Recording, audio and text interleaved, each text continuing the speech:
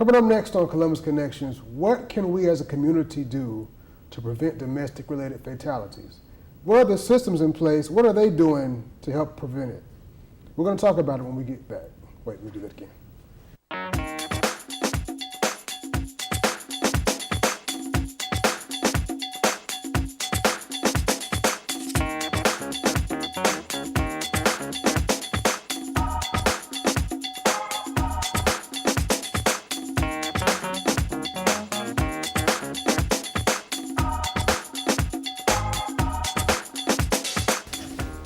Welcome to Columbus Connections. I am your host, David Britt, and we're going to talk about something pretty serious today. Hopefully, you have not been affected by domestic-related fatalities, but many in our community have. Many know some that have been on both sides of it, unfortunately. But the question is, what's being done about it? What has been done? What are the systems in place doing? What can be improved upon? What can we do? What can they do? What can all of us do to help prevent it and to understand those things that may be triggers? Well, there is an organization that is taking up just that task, the Domestic Violence Roundtable Incorporated. And the good thing is that you can find out, you can contribute as well. They're going to have a lunch and learn, and it's coming up on Wednesday, March 8th. And with me here is Miss Sally Haskins. And we're going to talk about this. We're going to get to the bottom of this, and we're going to just let you know what can be done about it. Welcome to the show. Thanks, David. I'm glad to be here. Absolutely. Now, you guys have been around for a while, actually. That's right. We've actually been around since 1998. 1998. And I guess starting off between 1998 and 2017, have you seen a change? Have you seen a decrease? Have you seen things get better? Well, I think I have seen things get better as far as the systems and the accountability. And things have changed a lot since we first started. We've changed from being this is just a private family matter to a recognition that this is a community issue, that this is something that everyone needs to be a part of and to stop, essentially. Absolutely. We're doing a lunch and learn. The That's Domestic Violence Roundtable Incorporated. And what is this lunch and learn going to talk about?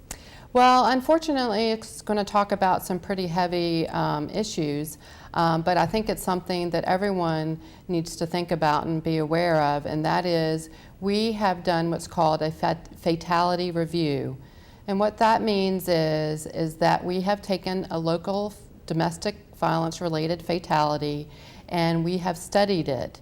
The systems, the powers that be, say, for instance, the Sheriff's Office, the District Attorney's Office, the Police Department, and other pivotal organizations who may interact, including Hope Harbor, which is the battered women's shelter here, who may interact with not only the victim of family violence, but also with the perpetrator, came together and we studied a local it was actually a murder-suicide here in town. And the purpose of that is to see if we can find any gaps in the system, any places for intervention that may have been missed. Gotcha.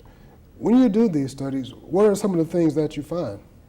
Well, you know, this has been going on actually for about 15 years, and we do it in partnership with the Georgia Commission Against Family Violence, and it's done all across Georgia, so not just here. This is the second time they've done it here in the Chattahoochee Judicial Circuit. And there are some commonalities that spring up across the state. For instance, we have noticed that there are possible points of intervention, say, with the employer. Oftentimes, and in some instances, the actual domestic violence related fatality takes place at the victim's place of employment. So that's a commonality that we see all across the state. Another place of intervention that has been identified in the past is places of worship. Oftentimes, victims and even perpetrators of family violence will go and seek help and assistance from their pastor, from their rabbi. So this is a point of intervention that has been identified, and I think a recommendation that will probably come out from this fatality review is that we need to do more to bring education to these other systems. Gotcha. Now, To some people, it may sound kind of weird. You're having a lunch and learn, and you're talking about these deep issues. First of all, it is open to the public. It is free to the public, the lunch and learn. The lunch is available for purchase, but anybody can come to hear the information. Absolutely, and the reason I'm here today is to ask anyone who is interested in making a difference. It could be because it has affected you. You know, statistics show that 1 in 3 women have been the victim of family violence in the state of Georgia.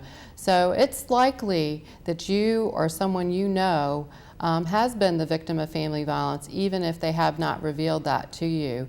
So I think on the one hand, everyone needs to be informed and know what to do about family violence, at least know how to refer someone to appropriate resources in the community. And that's really what the Domestic Violence Roundtable is about, is providing this coordinated response to family violence through education, outreach, and coordination of services. And so that's really what our goal is here, is to further that mission. Gotcha. Now, this roundtable is going to be Wednesday, March 8th, 2017, 12 to 1:30 p.m. It's located at the Columbus Public Library, which is, of course, on 3000 Macon Road. Who are some of the people or the organizations that are going to be a part of this? Well, I can tell you that, as we said, this organization has been around for a while. We have lots of different partners, including some of the ones I've mentioned before, the Victim Witness Office, of course, from both the District Attorney's Office, the Solicitor General's Office. I actually work at Georgia Legal Services. We are one of the founding members of the Domestic Violence Roundtable, and we actually helped to incorporate the Domestic Violence Roundtable. Some other organizations, Hope Harbor, which is the battered women's shelter. You also have folks that are about accountability for the batterer. For instance, you have probation and parole, those type of systems. DFACS participates. All of these different organizations participate, Sexual Assault Center. So we have a lot of organizations, official organizations, but we also have people who just come, people in the community who are interested in this issue, and they come every month. Right. And we do have monthly membership meetings every month. It's the second Wednesday of every month, and it's noon at the public library. Gotcha. I imagine at these meetings you have people from just citizens who are interested or concerned or curious to people who have been victims of family violence that may have not reported it yet. I imagine you have all kind of people coming. Usually most of the people in the community are people who are interested in ending family violence. We don't really get a lot of people, I would say, that are current victims, but we do get a lot of people who are past victims of family violence. In fact, the chairperson of the Domestic Violence Roundtable right now, Laura White, she is a former victim of family violence and who actually survived being shot by her husband. Oh, wow. And while that was a number of years ago, you know, she brings experience to the table that, you know, I can't have. Right. You know, so it's really good to have that perspective.